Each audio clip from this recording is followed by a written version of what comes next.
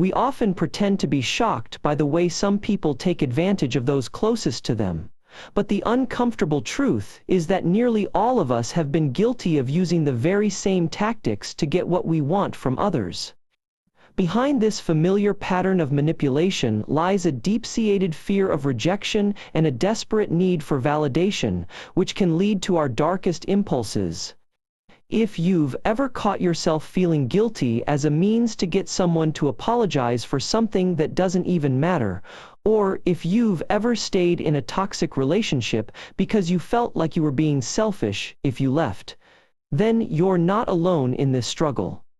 In this video, we're going to lift the veil of silence surrounding the most insidious forms of emotional abuse, and we're going to explore why people so often use guilt, shame, and self-sacrifice as manipulative tools to gain power, control, and validation in relationships.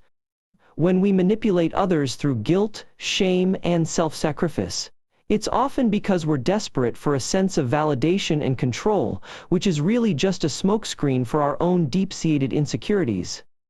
Using guilt and shame to manipulate others is a twisted attempt to reenact a childhood dynamic, where an individual sought attention from caregivers through emotional distress, and now replicates that dynamic in adult relationships. Guilt-tripping others is also a way to subtly assert our dominance and create a power imbalance, as it creates a sense of dependence and obligation in the person being manipulated. By making sacrifices for others, we unconsciously attempt to buy love and validation, as if our worth is tied to our ability to provide for others rather than our inherent value as individuals. This dynamic is a hallmark of codependent relationships.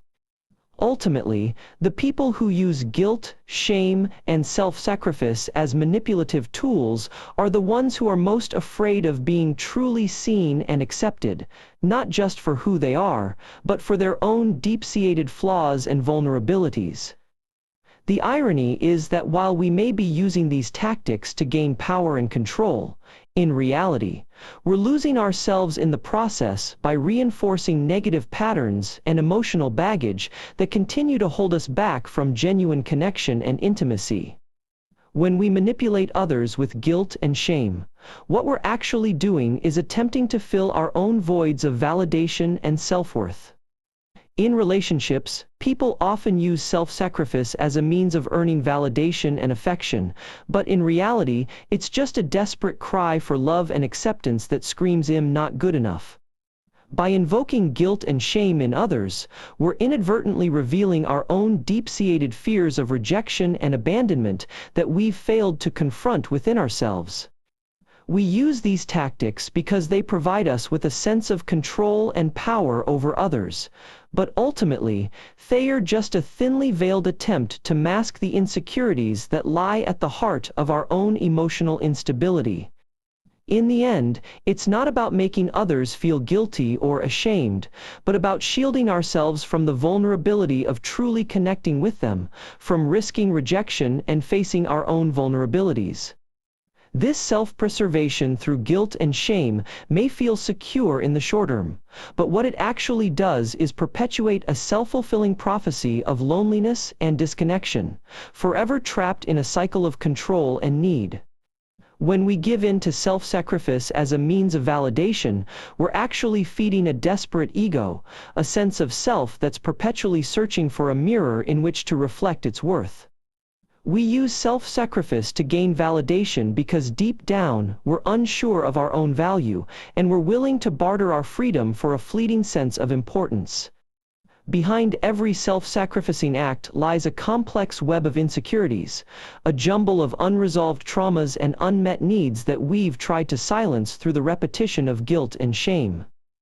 The irony is that true intimacy is predicated on mutual vulnerability, yet we sacrifice our autonomy in exchange for fleeting moments of attention and validation, which only serve to reinforce our deep-seated need for external validation. By giving up our power to others, we're actually surrendering to our own fear of abandonment, our primal terror of being alone, and our desperate need for a sense of belonging. Self-sacrifice is a thinly veiled attempt to escape the pain of our own unmet desires, our unexplored passions, and our unexamined fears, and by doing so, we perpetuate a cycle of self-ignorance and self-deception that can be truly destructive to our well-being. Manipulators often use guilt and shame to reinforce their sense of importance in the relationship, while simultaneously eroding the other person's self-worth. Beneath their tactics of self-sacrifice lies a deep-seated insecurity, a desperate need for validation that cannot be satiated through genuine connections. They will exploit their partner's kindness and empathy to further their own agenda, often feigning dependence or vulnerability as a means to control the dynamic. In reality, these individuals are drawn to the power and attention that comes with eliciting feelings of guilt or shame in others. Their actions are ultimately a form of self-protection, a desperate attempt to shield themselves from their own insecurities and the fear of being abandoned or rejected.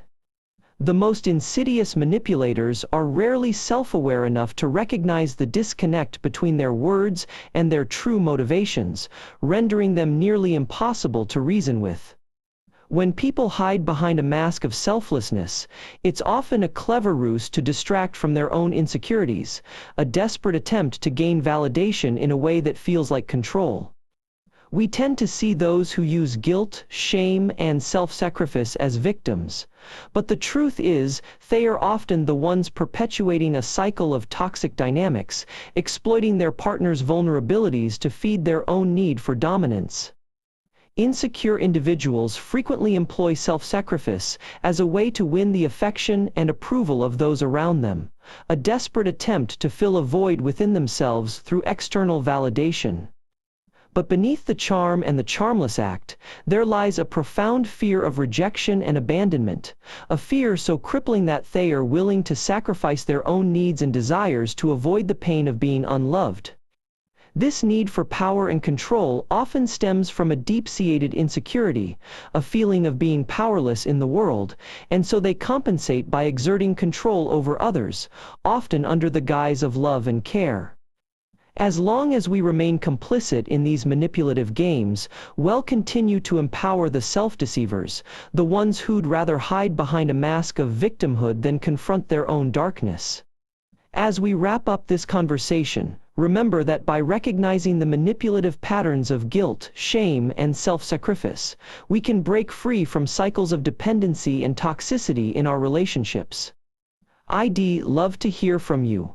What are your personal observations on how you've seen these tactics play out in your own life or relationships? If you found this content thought-provoking and insightful, be sure to like, comment, and consider subscribing to my channel for more in-depth explorations of human psychology and emotional intelligence.